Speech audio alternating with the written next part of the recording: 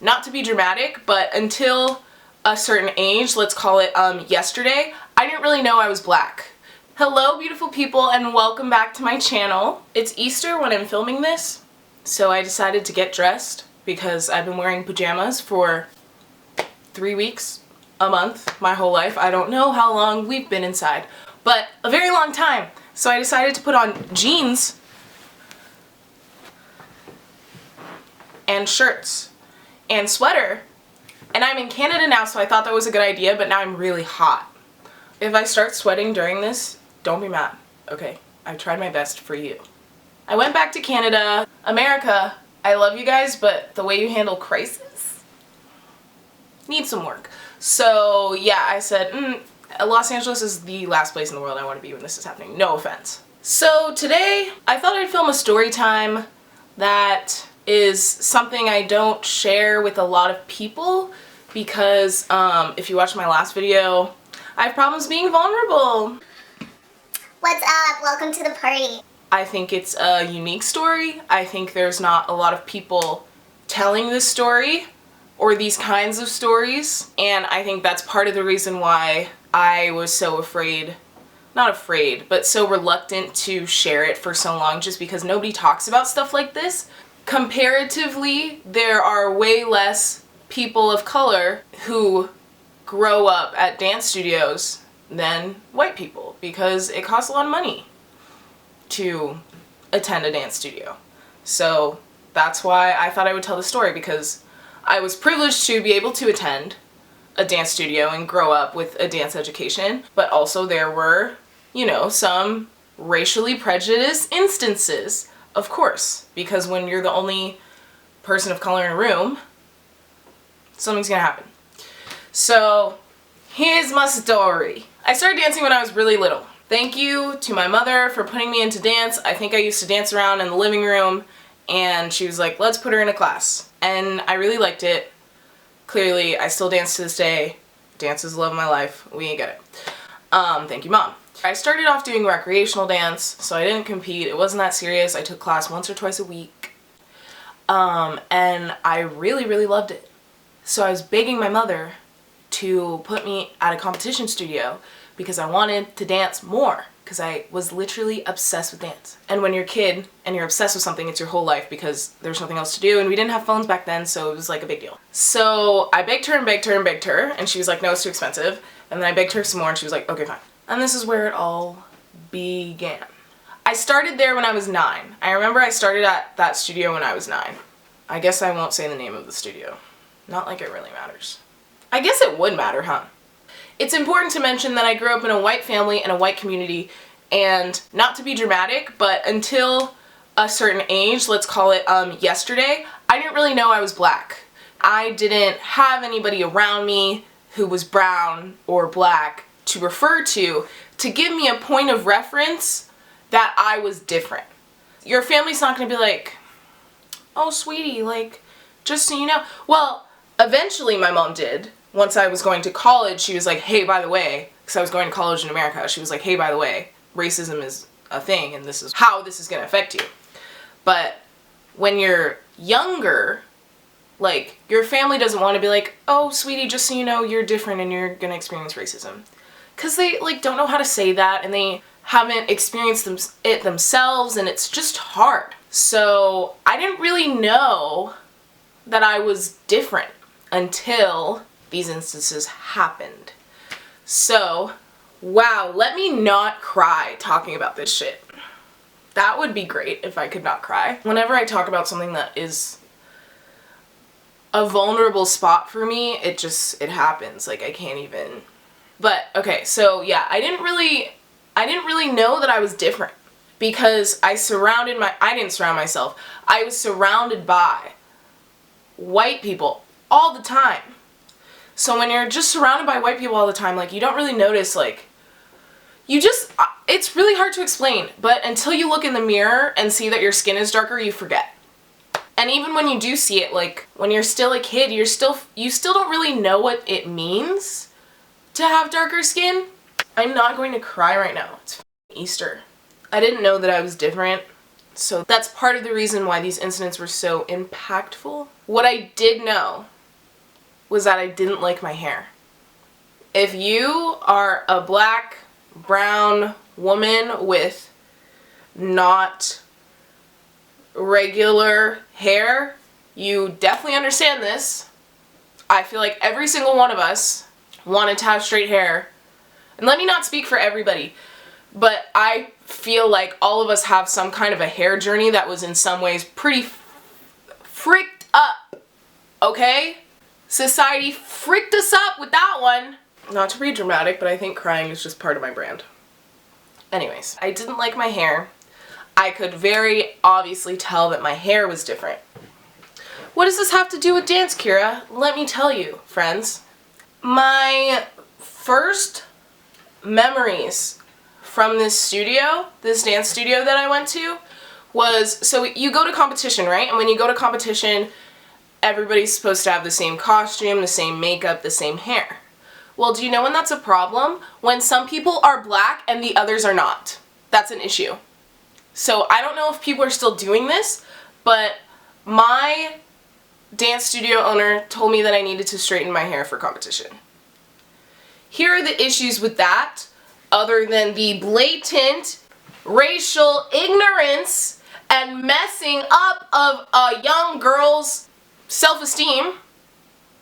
Other than that, straightening your hair when it's curly, like, damages it beyond belief. Even if you use heat protector, even if you have straight hair, like, you know that straightening your hair is not good for you. Applying something that is hot enough to burn your skin is not going to be good for your hair.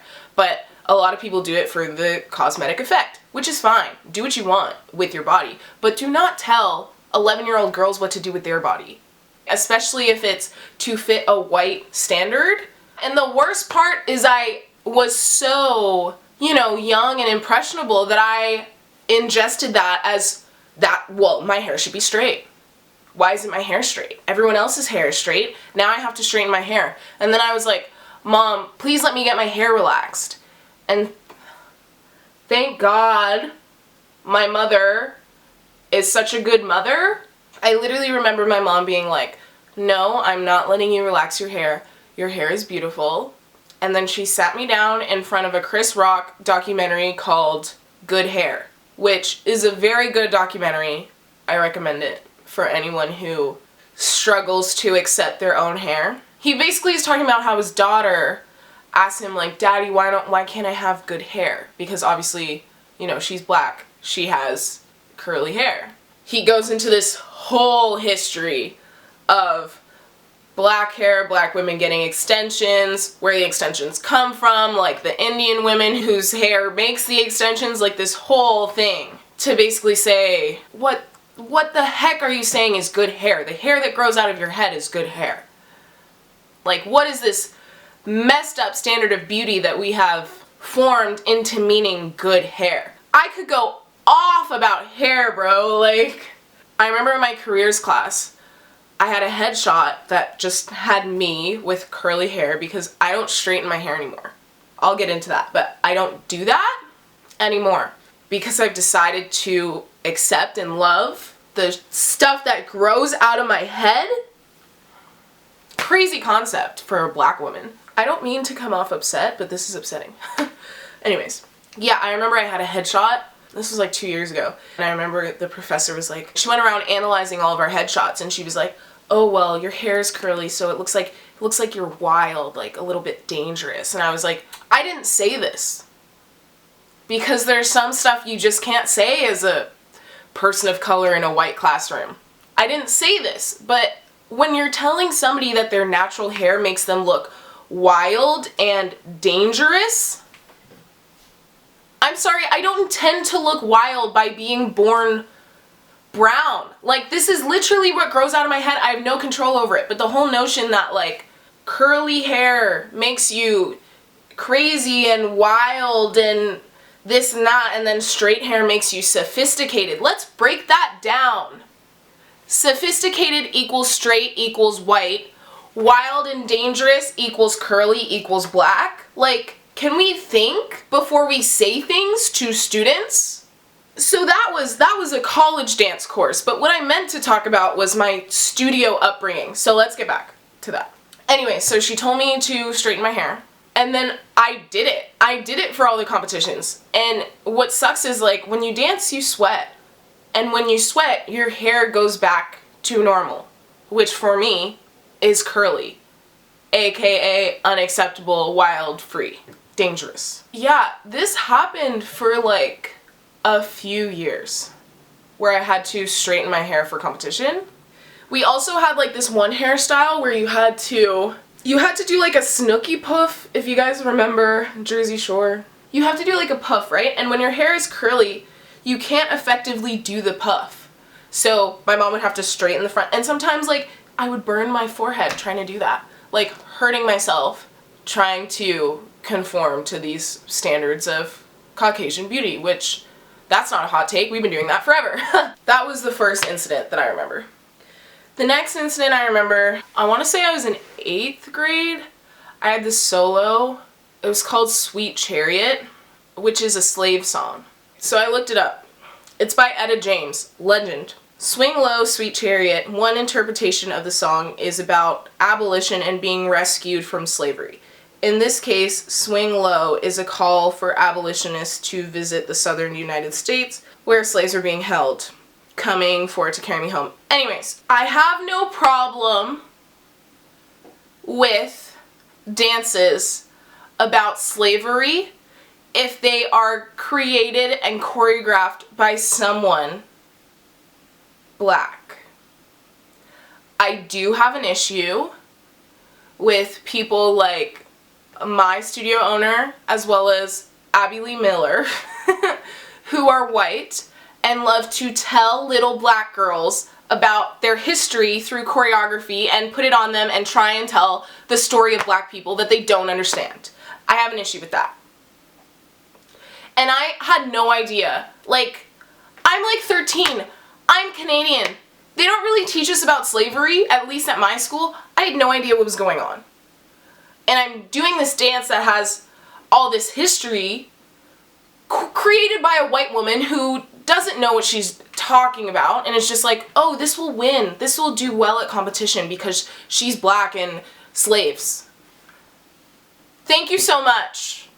I just don't like when certain groups try and tell the stories of other groups.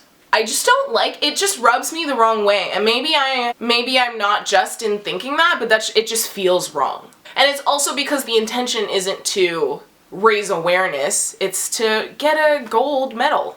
Like, it's to win at competition. You don't care about slaves. You don't care about black people. You don't care about me. You want my money. You want the dance to win at competition so that you can have money, even though I paid to do the dance at competition. Anyways, yeah, I was literally dressed like a slave. Bad. It's just like I saw a dance in college to Strange Fruit, and it was a bunch of white people dancing, and I was like, do you guys know what this song's about? Because it's not about you. And this is like kind of offensive. I just wish people were more mindful about the songs they were using and what they meant, and a new world that would be, right? Yeah, so those are the other incidents. That was incidents 2. Incidents 3. Oh man. We had a dance, like the whole senior group, we had a dance to the song Endangered Species by Diana Reeves. You may know that song, it's pretty popular, especially because a lot of people love to use it at dance competitions, even though they're a big ensemble of really pale porcelain girls. And then they just cut out the part about being black, because it's just so removable and not integral to the entire message of the song. Like, let's just cut that out. That's not good for, that doesn't read.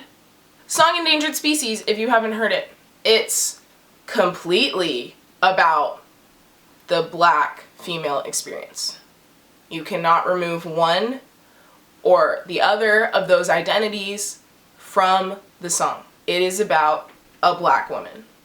She talks about when they cut out her sex, literally genitally mutilating black women. She talks about that in the song. She talks about getting beat by her husband. She talks about working in the fields. That's not something white women would understand. So why are we collectively doing a dance with 12 white women, one black one, choreographed by a white woman, to this song? It doesn't make sense. But people are ignorant.